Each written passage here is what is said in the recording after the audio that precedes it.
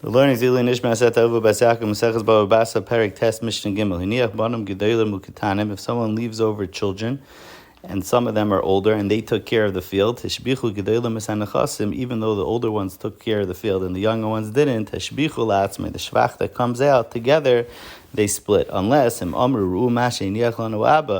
Gedolim said, look what our father gave us, we want to work on it and we want to get the shvach, and Bezdin heard that and did nothing about it, so then hishbichu la'atzman.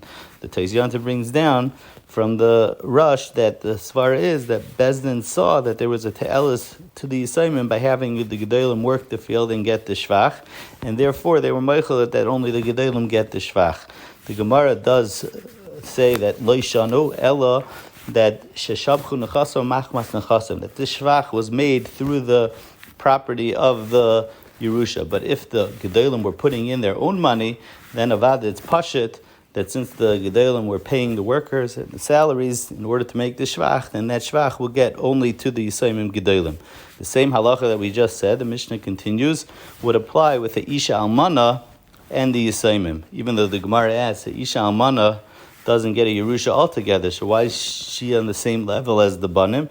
The Gemara gives an ukimta that we're talking about a Isha Yereshes, that the Isha did get a Yerusha. The case was that someone married their niece, and therefore, and that person was nifter. Let's say Reuven married Bas Shimon, and Reuven was nifter, and now they're getting the Yerusha from Yaakov, from Reuven's father. So then the children of Reuven and this Isha are both splitting it, because this Isha also happens to be an enokol of Yaakov. So in such a case, would be the same exact halacha. Even though she was mishabeachet, they would have to split it. Except if she goes to Bezdin before and she says, I want to get the shvach, then she gets to keep it. Mishnah Dalid,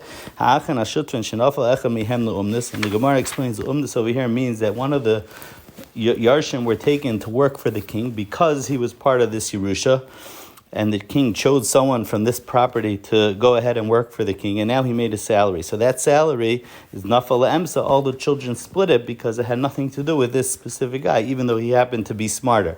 Except the Gemara brings a brayse, machmas atzmei la'atzmei. If the king specifically chose this person, not because he's part of the Yerusha, but because he was a brilliant guy, he was a smart guy, he was a chashuv guy, and that's why he chose him to work, and he's giving his salary, then la'atzmei, then that guy gets to keep the Yerusha.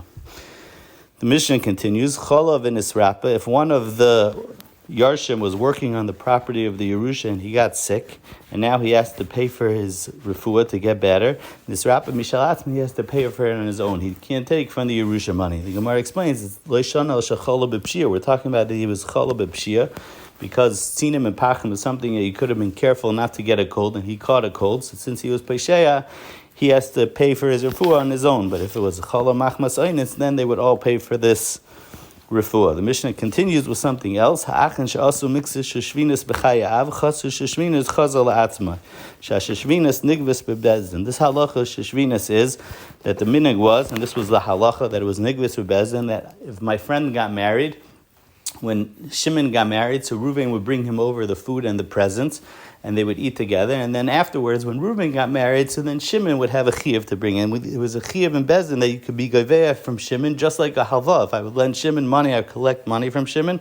So too, if I brought over this present, b'derech sheshvinas, then I could collect it from him. As opposed to the Mishnah says, I will shalech chaver kadayim v'kadei shemen. But if I stam gave him money and it wasn't b'chuppah or I wasn't eating with him, so then it didn't have the halacha of sheshvina. So then ein nigvus b'bezin mneishen gemilas chasad. So then I can't collect him from bezin. It was just a favor that I was doing it.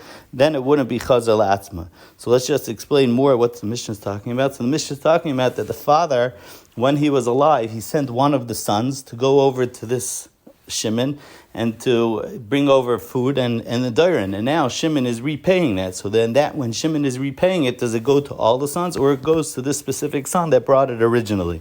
So the Mishnah is saying, Chazal Amsa, if it was brought originally b'teresh sheshvinas, and then it's no different than a choy that's owed to the father, that all the Yarshim would split it.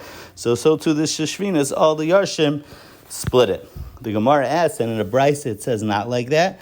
So the Gemara says two terutzim, and one teretz is taka, the Gemara is chayzer, that if the father sent it al yidei this specific son, so then the father wanted that this son should get the sheshvinas, so then when it's chazar sheshvinas, it goes specifically to the son. And the Gemara is that's design the Mishnah that it's talking about in the reverse, that it was originally sent to the Aviv B'chayav, and now the father is paying back. So when the father is paying back, it would go me'emsa, they would all have to pay it.